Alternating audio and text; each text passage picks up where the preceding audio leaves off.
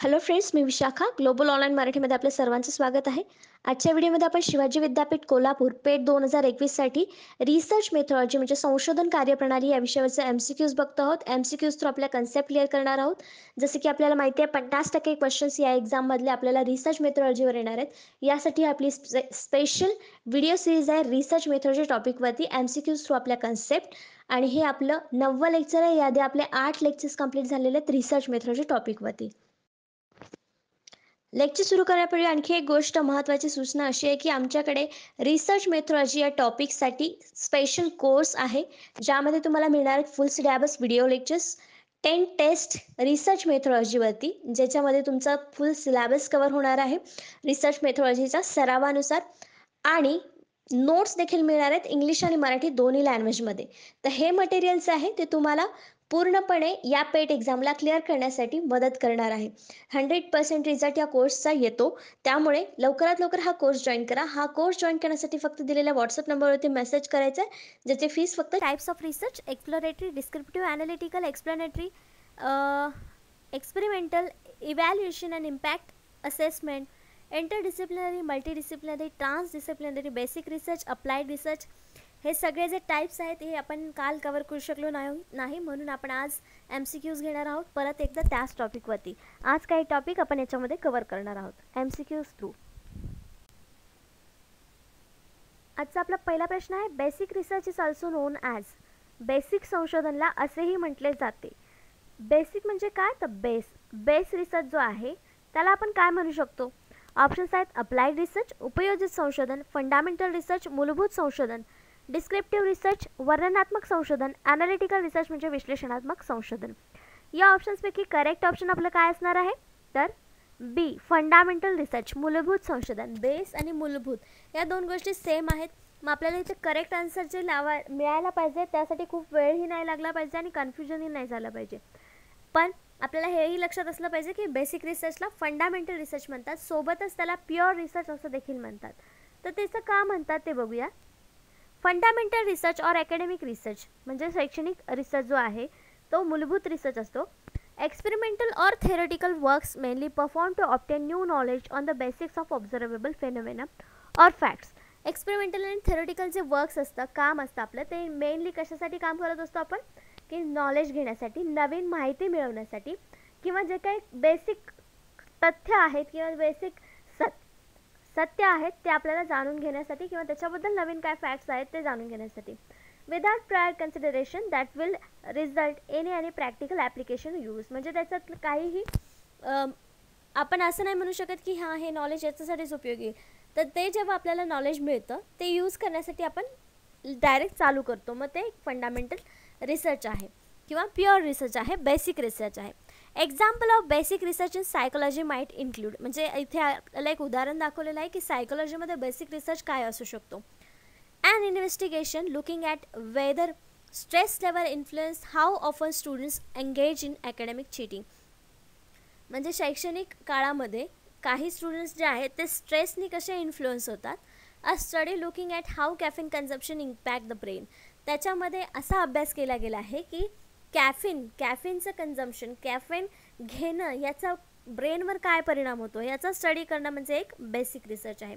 A study assessing whether men or women are likely to be diagnosed with the depression. म्हणजे याच्यामध्ये depression स्त्रियांमध्ये किती आहे, पुरुषांमध्ये किती आहे हे प्रमाण काढणं किंवा त्याच्यामध्ये शोध घेणं, डायग्नोस करणं, निदान काढणं हे ते बेसिक रिसर्चचा विषय आहे किंवा फंडामेंटलचा रिसर्च आहे. एक्झाम्पल आहे. एक्झाम्पल घेण्याचं रिझन हेच आहे की बेसिक रिसर्च कसा असू शकतो किंवा फंडामेंटल रिसर्च कसा असतो हे आपल्याला कळावं, यासाठी आपण हा एक एक्झाम्पल घेतलेला आहे.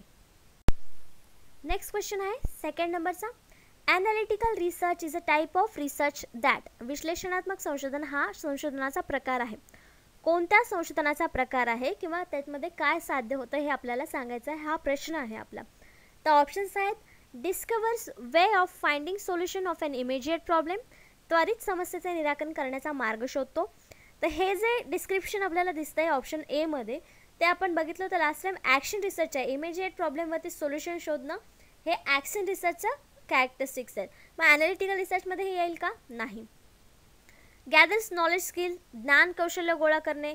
It is useful for formatting hypothesis और टेस्टिंग हायपोथेसिस, गृहीतके तयार करण्यासाठी किंवा गृहीतकांची चाचणी करण्यासाठी उपयुक्त आहे. ॲनलाइज द फॅक्ट और इन्फॉर्मेशन ऑलरेडी अवेलेबल, आधीपासूनच उपलब्ध तथ्य किंवा माहितीचं विश्लेषण करा. त्याचं करेक्ट आन्सर आपण शोधताना काय करायचं, ॲनालिटिकल रिसर्च म्हणजे विश्लेषणात्मक संशोधन. नावातूनच आपल्याला कळतं की काहीतरी विश्लेषण इथं केलं गेलेलं आहे. मग आपल्याला ऑप्शन डी मध्ये दिसतंय की उपलब्ध तथ्य आणि माहितीचं विश्लेषण करणं याच्यामध्ये येतंय, कारण हा ॲनालिटिकल रिसर्च आहे, विश्लेषणात्मक संशोधन आहे. मग आपलं करेक्ट आन्सर किती काय असणार आहे, डी, ॲनलाइज द फॅक्ट और इन्फॉर्मेशन ऑलरेडी अवेलेबल, जे ऑलरेडी आहे त्याच्यातच आपल्याला विश्लेषण करायचं आहे, त्याला आपण ॲनालिटिकल रिसर्च असं म्हणतो. Analytical research, on the other hand, is fundamentally different in a way that the researchers has to use fact or information already available and analysis this in order to make critical evaluation of the material. तर हे जे analytical research आहे ते already माहिती आहे, already data आहे किंवा facts आहेत त्याच्यावरती विश्लेषण करणं जे आहे त्याच्यातच आपण विश्लेषण करून लोकांना सांगणं किंवा जे रिसर्चर्स आहे आपला अभ्यास करणार आहेत त्यांना सांगणं. हे कशासाठी असतं, तर क्रिटिकल इव्हॅल्युएशन ऑफ मटेरियल, जे मटेरियल अवेलेबल आहे त्याचं आपल्याला मूल्यांकन करण्यासाठी या प्रकारचं रिसर्च केलं जातं, ज्याला आपण ॲनालिटिकल रिसर्च म्हणतो. आपल्या सिलेबसमध्ये आहे ॲनालिटिकल रिसर्च आणि त्याचा मीनिंग किंवा ते कसं असतं हे दाखवलेलं आहे. एक्झाम्पल इथं दिलेलं आहे ॲनालिटिकल रिसर्चचं. Examining the fluctuations of US international trade balance during 1974 to 1995 is an example of descriptive research. ते इथं जे उदाहरण दिलेलं आहे की इंटरनॅशनल ट्रेड म्हणजे US मध्ये इंटरनॅशनल ट्रेड जो बॅलन्स आहे तो 1974 आणि 1975 कसा बदलत होता, फ्लक्च्युएट होत होता, ह्याचं एक्झाम्पल जे आहे ते डिस्क्रिप्टिव्ह रिसर्चचं आहे. जसं की explaining Y and how US trade balance moves in a particular way over the time. म्हणजे USचा ट्रेड बॅलन्स जो आहे तो एका पर्टिक्युलर वेमध्ये म्हणजे ठराविक मार्गाने व्यवस्थित जात होतो टाईम टू टाईम. हे कशाचं उदाहरण झालं, हे आहे ॲनालिटिकल रिसर्चचं.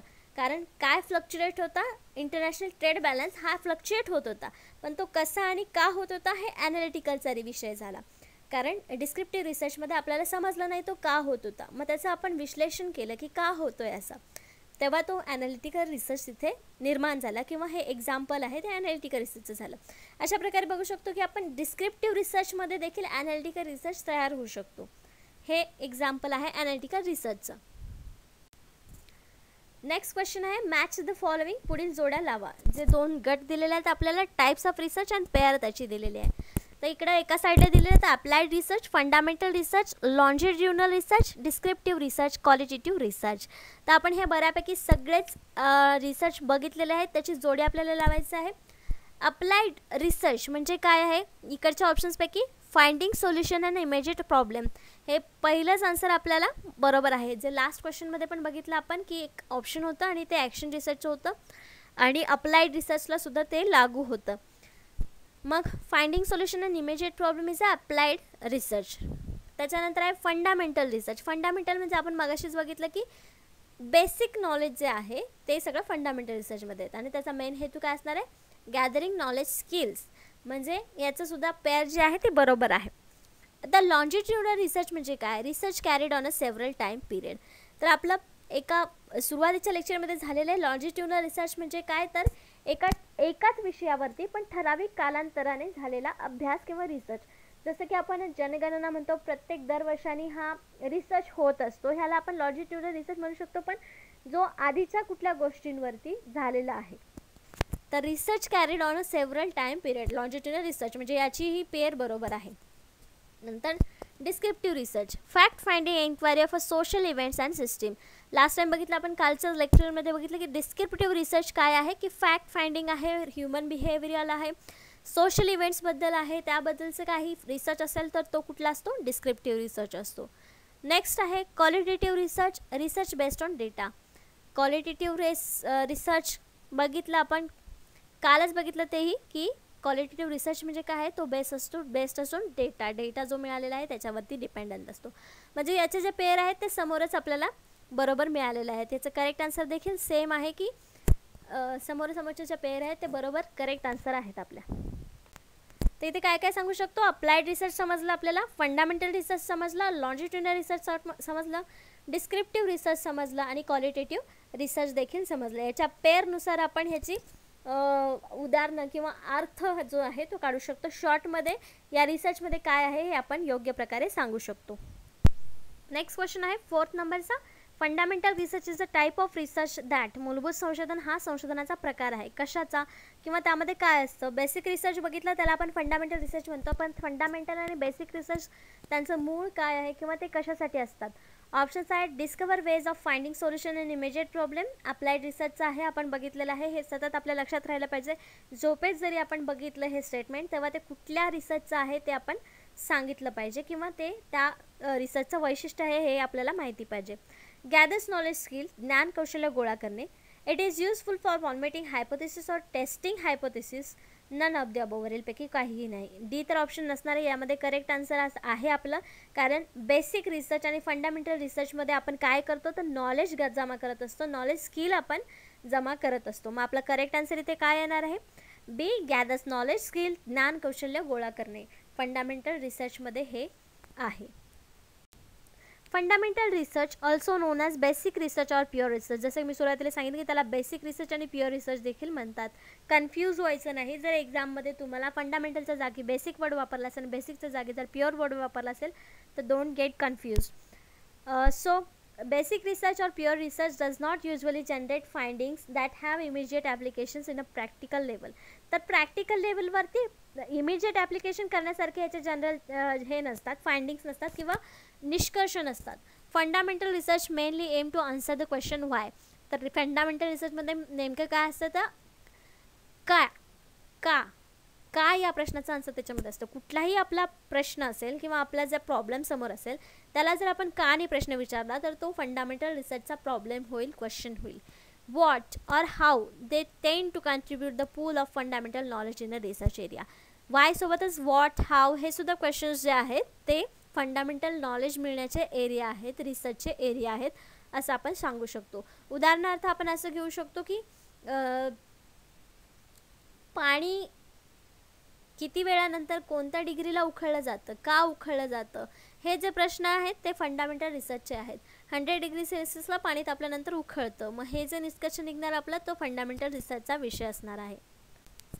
नेक्स्ट क्वेश्चन आहे 5th नंबरचा. रिसर्च रिलेटेड टू अब्स्ट्रॅक्ट आयडियाज और कन्सेप्ट इज. मूर्त कल्पना किंवा संकल्पनाशी संबंधित संशोधन आहे.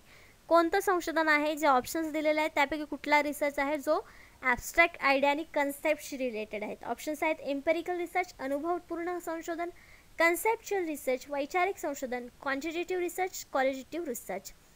तर क्वांटिटेटिव्ह क्वालिटेटिव्ह आपण बघितलेले आहेत, हे कन्सेप्ट किंवा आयडियाशी रिलेटेड नाही आहे. एम्पेरिकलसुद्धा एक्सपिरियन्सशी रिलेटेड आहेत, आयडिया किंवा कन्सेप्टशी नाही. मग उरलं एकच ऑप्शन, ते आहे बी, कन्सेप्च्युअल रिसर्च. ज्याच्यात कन्सेप्ट आहे, आयडिया आहे, तो कन्सेप्च्युअल रिसर्च म्हणजे वैचारिक संशोधन हा असणार आहे आपला. म्हणून इथं करेक्ट ऑप्शन आपला बी आलेला आहे. Conceptual research is defined as methodology wherein research is conducted by observing or analyzing already present information on the given topic. तर कन्सेप्च्युअल रिसर्च कुठे केला जातो? जे इन्फॉर्मेशन ऑलरेडी गिवन आहे टॉपिकवरती आणि त्याचं विश्लेषण करायचं आहे, जे ऑलरेडी झालेलं आहे, निरीक्षण झालेलं आहे त्याच्यावरती आपण कन्सेप्च्युअल रिसर्च करू शकतो. It is related to abstract concept और आयडियाज. म्हणजे याच्यामध्ये आपण कन्सेप्ट किंवा आयडियाजवरती रिसर्च करू शकतो. Philosophers have long use conceptual research to develop new theories or interpret existing theory in a different light. म्हणजे हे कशासाठी वापरतात? फिलॉसॉफर ही कन्सेप्ट वापरतात जी कन्सेप्च्युअल रिसर्चची आहे.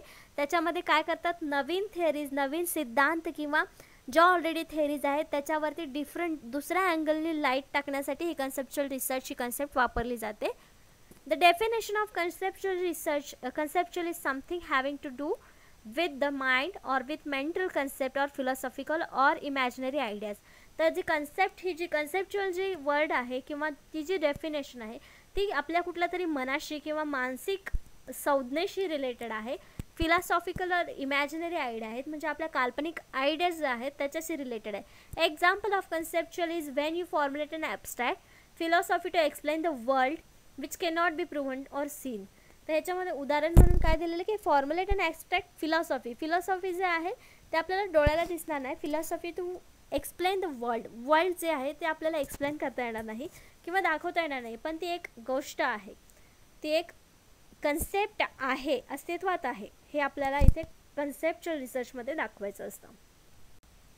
नेक्स्ट क्वेश्चन आहे 6 नंबरचा. Research to study effect of certain policies, plans and programmes is. ठराविक धोरणे, योजना आणि प्रोग्राम्सच्या परिणामांचा अभ्यास करण्याचे संशोधन कोणतं आहे?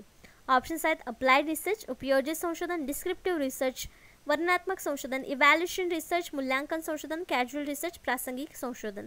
तर पॉलिसीज, प्लॅन्स अँड प्रोग्राम यांचा इफेक्टचा अभ्यास करायचा आहे. म्हणजे आपल्याला काय करायचं आहे, इथे एका गोष्टीचं इव्हॅल्युएशन करायचं आहे. हा प्रासंगिक नाही आहे किंवा उपयोजितही नाही आहे की लगेच त्याचं ॲप्लिकेशन करायचं आहे. फक्त डिस्क्रिप्टिव्ह तर नाहीच. मग इथे इफेक्टचा अभ्यास करायचा आहे कशाचा, तर पॉलिसीज, प्लॅन्स आणि प्रोग्राम्स जे ऑलरेडी आहेत त्यांचा. मग त्यांचं आपल्याला इव्हॅल्युएशन करायचं आहे. म्हणजे इथं आपलं करेक्ट आन्सर काय असणार आहे? सी, इव्हॅल्युएशन रिसर्च, मूल्यांकन संशोधन इथे केलं जाणार आहे. Evaluation research is a systematic assessment of the worth or merit of time, money, efforts or resource spent in order to achieve a goal. Goal achieve करण्यासाठी इव्हॅल्युएशन रिसर्चमध्ये आपण टाईम, मनी, एफर्ट आणि रिसोर्स हे spend करत असतो systematic पद्धतीने. Evaluation research enhances knowledge and decision making or leads to practical application. तर evaluation रिसर्चमध्ये काय करत असतो आपण, नॉलेज जे आहे मिळालेलं ते आपण डिसिजन मेकिंग म्हणजे डिसिजन घेण्यासाठी ते वापरत असतो आणि प्रॅक्टिकल ॲप्लिकेशनसुद्धा त्याचं वापरत असतो. तर इथं आपल्याला एक उदाहरण दिलेलं आहे की बांगलादेशचं, ज्या बांगलादेशमध्ये सुरुवातीला लिपिओडॉल इंजेक्शन कॅम्पेन चालू केलं होतं 1989मध्ये आणि 2 वर्षानंतर त्याचा इम्पॅक्ट कॅम्पेन चालू केला होता आणि इम्पॅक्ट जो आहे तो इव्हॅल्युएट केला होता. तर इव्हॅल्युएशन रिसर्च अशा प्रकारे आपण इथे वापरू शकतो. The result were compare with another area where no such attack was launch. ते इव्हॅल्युएशन करताना काय केलं होतं, रिझल्ट जे आहेत ते कम्पेअर केलं होतं ज्या एरियामध्ये हा अटॅक झाला नव्हता. तर अशा प्रकारे आपण इव्हॅल्युएशन रिसर्च कसा यूज करू शकतो किंवा त्याचा वापर कसा होतो किंवा कुठे यूज केला जाऊ शकतो इव्हॅल्युएशन रिसर्च हे आपण सांगू शकतो. नेक्स्ट क्वेश्चन आहे 7th नंबरचा. Study of cause and effect relationship between variables is done by. व्हेरिएबल्समधील कारणाचा आणि परिणामांचा संबंधाचा अभ्यास याद्वारे केला जातो. कोणत्या गोष्टीद्वारे किंवा कुठल्या संशोधनाद्वारे केला जातो हे आपल्याला सांगायचं आहे. ऑप्शन्स आहेत कॅज्युअल रिसर्च, प्रासंगिक संशोधन, एम्पिरिकल रिसर्च, अनुभवजन्य संशोधन, एक्सप्लेनेटरी रिसर्च, स्पष्टीकरणात्मक संशोधन, लॉन्जिट्युडनल रिसर्च, रेखांशाचं संशोधन. तर याच्यामध्ये लॉन्जिट्युडनल, एक्सप्लेनेटरी किंवा एम्पिरिकल येऊ शकतं का? नाही. कॉज आणि इफेक्ट म्हणजे कारण आणि परिणामांचा अभ्यास करणारा ऑप्शन इथे सांगायचा आहे. एखाद्या वेळेस ऑप्शनमध्ये आपल्याला जर एक्सपेरिमेंटल रिसर्च असलं असतं तर आपण पहिले ते आन्सर दिलं असतं, पण याच्यामध्ये आपल्याला एक्सपेरिमेंटल रिसर्च किंवा एक्सपेरिमेंट रिसर्च असं कुठेही दिलेलं नाही आहे. मग हे जे आहे त्याचं करेक्ट आन्सर ते आहे कॅज्युअल रिसर्च, प्रासंगिक संशोधन. कारण यामध्ये देखील कॉज आणि इफेक्टचा रिलेशनशिपचा अभ्यास केला जातो कॅज्युअल रिसर्चमध्ये. बाकीच्या एम्पेरिकल, एक्सप्लेनेटरी आणि लॉन्जिट्युडनलमध्ये याचा अभ्यास केला जात नाही किंवा कॉज आणि इफेक्ट रिलेशनशिपचा अभ्यास फक्त कॅज्युअलमध्ये केला जातो. Casual research is a investigation of cause relationship. Casual रिसर्चमध्ये काय केलं जातं की तपासणी केली जाते की कारण याचे काय आहे. To determine causality, variation in the variables presume to influence the difference in another variables. जे व्हेरिएबल्स आहेत त्याच्यातल्या जे काही कॅज्युअलिटी आहे, व्हेरिएशन्स आहेत ते इन्फ्लुएन्स केले जातात त्याच्या डिफरन्सने. Must be detected and then the variations from other variables must be calculated. हे ओळखले जातात, व्हेरिएबल्स वेगळे आहेत आणि त्याच्यानंतर मग ते कॅल्क्युलेट केले जातात कॅज्युअल रिसर्चमध्ये. तर ऑप्शन म्हणजे काय, कॅज्युअल रिसर्चचा विषय किंवा सब्जेक्ट किंवा क्वेश्चन काय असू शकतात. एक्झाम्पल आहे will consumer buy my products in a blue package, which of the advertising campaign will be more effective. असे जे क्वेश्चन्स असतात किंवा असे जे रिसर्चचे विषय असतात ते कॅज्युअल रिसर्चचे असतात. कॅज्युअल क्वेश्चन्स आहेत पण ते आपल्याला रिसर्चेस क्वेश्चन्स आहेत असं आपण म्हणू शकतो. म्हणून हा कॅज्युअल रिसर्च काय आहे किंवा त्याचं एक्झाम्पल आपण बघितलं आहे. नेक्स्ट क्वेश्चन आहे 8 नंबरचा. Which of the following in example of interdisciplinary field. आंतरविषयक क्षेत्राचे उदाहरण खालीलपैकी कोणते आहे. तर इंटरडिसिप्लिनरी फील्ड म्हणजे काय आहे की 2 विषय जेव्हा एकत्र येऊन एक रिसर्चसाठी त्याचा उपयोग केला जातो तेव्हा त्याला इंटरडिसिप्लिनरी रिसर्च किंवा फील्ड असं म्हणतो. म्हणजे उदाहरणार्थ उदाहरण असं घेऊ शकतो आपण की इकॉनॉमिक्स आणि कॉमर्स दोन्हीचा एक विषय आहे जो मॅनेजमेंट आहे, दोन्हीकडे त्याचा उपयोग केला जातो. मग मॅनेजमेंट हा जो विषय आहे तो इंटरडिसिप्लिनरी फील्डचा आहे किंवा इंटरडिसिप्लिनरी रिसर्चचा विषय आहे. तर आता उदाहरणं दिलेली आहेत खाली, त्याच्यापैकी इंटरडिसिप्लिनरी फील्ड कोणती आहे ते आपल्याला सांगायचं आहे. ऑप्शन्स आहेत American studies, history, physics, anthropology. तर अँथ्रोपॉलॉजी म्हणजे मानववंशशास्त्राचा अभ्यास केला जातो. फिजिक्स म्हणजे भौतिकशास्त्राचा अभ्यास आहे. जो सायन्सशी निगडीत आहे, आणि हिस्ट्रीमध्ये इतिहासाचं केलं जातो. अमेरिकन स्टडीजमध्ये त्यामध्ये वेगवेगळ्या व्हरायटीज असू शकतात, त्या स्टडीजमध्ये वेगवेगळे विषय असू शकतात. मग आपलं करेक्ट आन्सर देखील इथे काय असणार आहे? ए, अमेरिकन स्टडीज. अमेरिकन अभ्यास जो आहे हा एक्झाम्पल आहे इंटरडिसिप्लिनरी फील्डचा, कारण याच्यामध्ये बरेच व्हरायटी असतात. आपण काय विचार केला किंवा आपण काय सांगितलं की जेव्हा दोन विषय किंवा दोन विषय सब्जेक्ट रिसर्चचे किंवा आपले मेन सोशल सब्जेक्ट जे आहे, सोशल विषय जे आहेत ते एकत्र येऊन जेव्हा रिसर्च केला जातो तेव्हा तो इंटरडिसिप्लिनरी असतो. मग इथे आपल्याला सरळ सरळ अमेरिकन स्टडीज दिलेला आहे, म्हणजे त्याच्यामध्ये वेगवेगळ्या स्टडीज असणार, विषय देखील वेगवेगळे असणार, म्हणून आपलं करेक्ट आन्सर इथं ए आलेला आहे. American studies is an interdisciplinary field that studies American culture and the identities that this culture creates, from examining system of operations, hierarchies and social labels to critique how we think and place media and music. त्याच्यामध्ये जसं आपण म्हटलं की हा interdisciplinary विषयाचा फील्डचा विषय आहे, कारण याच्यामध्ये अमेरिकन कल्चर आहे, आयडेंटिटीज आहेत, क्रिएट्स आहेत की कसं कल्चर तयार झालं, सिस्टीम्स आहेत वेगवेगळ्या, हरारचे आहेत, सोशल लेबल्स आहेत, क्रिटिक आहेत, प्लेसेस आहेत, मीडिया, म्युझिक, या सगळ्यांचा अभ्यास या अमेरिकन स्टडीमध्ये केला जातो, म्हणून हा इंटरडिसिप्लिनरी फील्डचा विषय आहे. The interdisciplinary research is a mode of research by teams or the individuals that integrate information, data, techniques, tool, perspective, concept or the theories from two or more disciplines. जसं की मी सांगितलं, इंटरडिसिप्लिनरी रिसर्च काय आहे? मोड आहे रिसर्चचा, ज्याच्यामध्ये teams किंवा individual म्हणजे व्यक्तिगत व्यक्तीसुद्धा माहिती, डेटा, तंत्र, टूल, पर्स्पेक्टिव्ह, कन्सेप्ट या सगळ्याचा वापर करून हे करू शकतात, पण दोन किंवा त्यापेक्षा अधिक disciplines or bodies of specialized knowledge to advance. Fundamental understanding or to solve problems whose solution are beyond the, म्हणजे जे सोल्युशन्स किंवा फंडामेंटल अंडरस्टँडिंग, मूलभूत समज जे आहेत किंवा प्रॉब्लेम्स जे आहेत ते सोडवण्यासाठी या प्रकारचा फील्ड रिसर्च किंवा या प्रकारचं रिसर्च केलं जातं, म्हणजे त्याच्यावरती उपाय शोधण्यासाठी किंवा रिसर्चमध्ये त्यावरती स्कीम्स काढण्यासाठी हे प्रकारचे रिसर्च केले जातात, इंटरडिसिप्लिनरी रिसर्च. नेक्स्ट आहे 9th नंबरचा question. Operations research approach is dash dash. Operation रिसर्चचा दृष्टिकोन डॅश डॅश आहे. कोणता आहे? तर ऑप्शन्स आहेत multidisciplinary, scientific, intuitive, collect essential data, आवश्यक डेटा गोळा करा. त्याचा दृष्टिकोन जो आहे याचा करेक्ट आन्सर आहे ए, मल्टीडिसिप्लिनरी, बहुशिस्तीचा. याचं एक्सप्लेनेशन आपण बघूयात. Operation research is an analytical method of problem solving and decision making. जर ऑपरेशन रिसर्च काय आहे सुरुवातीला कळायला पाहिजे आपल्याला. ती एक ॲनालिटिकल मेथड आहे, विश्लेषणात्मक मेथड आहे प्रॉब्लेम सॉल्व्ह करण्याची आणि डिसिजन घेण्यासाठी, डिसिजन मेकिंगसाठीची. That is useful in management of organization. एखाद्या ऑर्गनायझेशन संस्थेमध्ये मॅनेजमेंटसाठीही युजफुल ठरते. In operation research problems are broken down into basic components and solve in defined steps by mathematical analysis. तर जे काय मोठमोठ्या ह्याच्यामध्ये ऑर्गनायझेशनमध्ये हे प्रॉब्लेम्स जे आहेत ते छोट्या छोट्या बेसिक कंपोनंट्समध्ये तुकडे केले जातात आणि त्यावरती मग डिफाईन करून त्याचं व्यवस्थित मूळ शोधून स्टेप बाय स्टेप मॅथमॅटिकल विश्लेषण त्याचं केलं जातं आणि त्यावर मग डिसिजन घेतला जातो. हे अशा प्रकारे ऑपरेशन रिसर्च केला जातो. For instance, each car has distance from potential customers. तर उदाहरण काय दिलेलं आहे की प्रत्येक कारला एक डिस्टन्स असतं पोटेन्शियल कस्टमरसाठी. Driver can drive only for so many hours a day. जे ड्रायव्हर्स जे आहेत ते कितीही वेळ कार चालू शकतात, दिवसातले कितीही तास ते गाडी चालू शकतात. Each road has a speed limit, each car has a maximum number of passenger it can take. म्हणजे प्रत्येक रोडला सुद्धा लिमिट आहे स्पीडची आणि नंबर पॅसेंजरची पण लिमिट आहे प्रत्येक कारला. This is the most common example of operation research. याच्यामध्ये आपल्याला सांगितलेलं आहे कार आहे, कारच्या प्रत्येक कस्टमरसाठी वेगळं म्हणजे पोटेन्शियल असतं. ड्रायव्हर कितीही वेळ गाडी चालू शकतो पण प्रत्येक गाडीची लिमिट आहे. तसंच हे ऑपरेशनल रिसर्च आहे असं आपण एक्झाम्पल हे सांगू शकतो. कॉमन रिझल्ट एक्झाम्पल देऊ शकतो ऑपरेशन रिसर्चचं हे. तर मल्टीडिसिप्लिनरी अप्रोच आहे हा, पण तो काय आहे? Multidisciplinary approach means that knowledge of several disciplines are used in a given problem. जो प्रॉब्लेम आपल्याला मिळालेला आहे, दिलेला आहे, त्याच्यामध्ये खूप सारे डिसिप्लिन्स वापरले जातात. इंटरडिसिप्लिनरीमध्ये 2 किंवा त्याच्यापेक्षा अधिक असतात आणि ह्याच्यामध्ये तर सेव्हरल डिसिप्लिन्स इथे यूज केलेले असतात.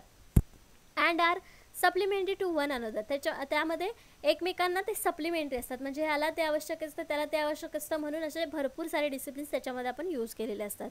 In such a way that it is possible to draw a clear cut conclusion. याच्यामुळे काय होतं की निष्कर्ष जो आहे तो क्लिअर कट समोर येण्यासाठी, स्पष्ट करण्यासाठी समोर येत असतो. Free from being branded as a isolated और पार्शल वन. तर ह्याच्यामध्ये एवढं सगळं आपण डिसिप्लिन्स यूज करणार आहेत म्हटल्यावरती याच्यामध्ये बायस होणं शक्य नाही, पार्शल होणं शक्य नाही, आयसोलेट होणं शक्य नाही. म्हणजे या सगळ्यांचं मिळून आपल्याला एक चांगला निष्कर्ष, चांगला रिझल्ट आपल्याला समोर येतो मल्टीडिसिप्लिनरी ॲप्रोचमध्ये, मल्टीडिसिप्लिनरी रिसर्चमध्ये.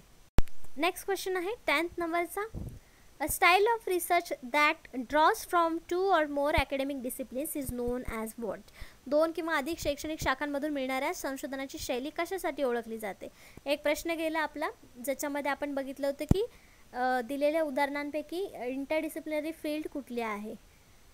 तर त्याचं करेक्ट आन्सर किंवा एक्सप्लेनेशन आपण असं बघितलं होतं की अमेरिकन स्टडीजमध्ये भरपूर सारे म्हणजे स्टडीज त्याच्यामध्ये केल्या जातात आणि ते इंटरडिसिप्लिनरी फील्डचं एक उदाहरण आहे. तर याच्यामध्ये देखील आपल्याला सांगायचं की एक स्टाईल आहे रिसर्चची ज्याच्यामध्ये 2 किंवा त्यापेक्षा अधिक अकॅडमिक डिसिप्लिन्सचा यूज केलेला आहे. तर ऑप्शन्स आहेत ट्रान्सडिसिप्लिनरी रिसर्च, लिप्यांतर संशोधन, इंटरडिसिप्लिनरी रिसर्च, आंतरविषय संशोधन, cross disciplinary research. None of the answers is correct. कोणतेही उत्तर बरोबर नाही. तर मागच्या प्रश्नावर आपला ह्याचं करेक्ट आन्सर आपल्याला मिळायला पाहिजे, ते आहे बी इंटरडिसिप्लिनरी रिसर्च. 2 किंवा त्याच्यापेक्षा अधिक अकॅडमिक डिसिप्लिन्स इथे वापरले असतात तेव्हा तो इंटरडिसिप्लिनरी रिसर्चचा विषय असतो, म्हणून आपला करेक्ट आन्सर इथे बी आलेला आहे. Interdisciplinary study allows for synthesis of ideas and the synthesis of characteristics from many disciplines. At the same time, it addresses students' individual difference and helps to develop important transferable skills. तर आंतरविषयामध्ये काय आहे, या अभ्यासामुळे विचारांचं विश्लेषण आणि बऱ्याच विषयांमधील वैशिष्ट्यांचं संश्लेषण करण्यास अनुमती मिळते, म्हणजे त्याच्यामध्ये आपल्याला जागा मिळते हे सगळं करण्यासाठी. त्याचवेळी विद्यार्थ्यांमध्ये वैयक्तिक मतभेदांवर लक्ष देता येतं आणि महत्त्वपूर्ण हस्तांतरणीय कौशल्य विकसित करण्यास मदत होते. म्हणजेच आपली जे ट्रान्सफरेबल स्किल्स आहेत ते शिकण्यासाठी इथे आपल्याला मदत मिळते. जर एखादा व्यक्ती एका फील्डमधून असेल आणि दुसरा व्यक्ती जर दुसऱ्याच फील्डमधून असेल तर त्या दोघांनाही दोन्ही फील्डचं नॉलेज तिथे मिळणार आहे.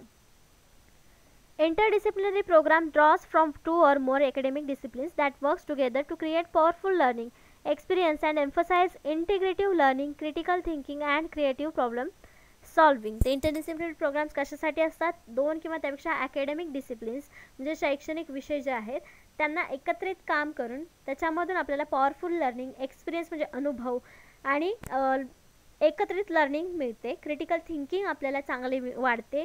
क्रिएटिव्ह प्रॉब्लेम सॉल्विंग आपल्याला इथे करता येते इंटरडिसिप्लिनरी प्रोग्राम्समुळे, इंटरडिसिप्लिनरी रिसर्चमुळे, त्या फील्डमुळे आणि त्या अभ्यास करणाऱ्या स्टुडंटला त्याचा नक्कीच फायदा होत असतो. तर अशा प्रकारे याचे आपले 10 क्वेश्चन्स, 10 कन्सेप्ट इथे संपलेले आहेत. नेक्स्ट लेक्चरमध्ये आपण नेक्स्ट टॉपिकवरचे 10 कन्सेप्ट आणि 10 क्वेश्चन्स बघणार आहोत. आजच्या लेक्चरसाठी धन्यवाद.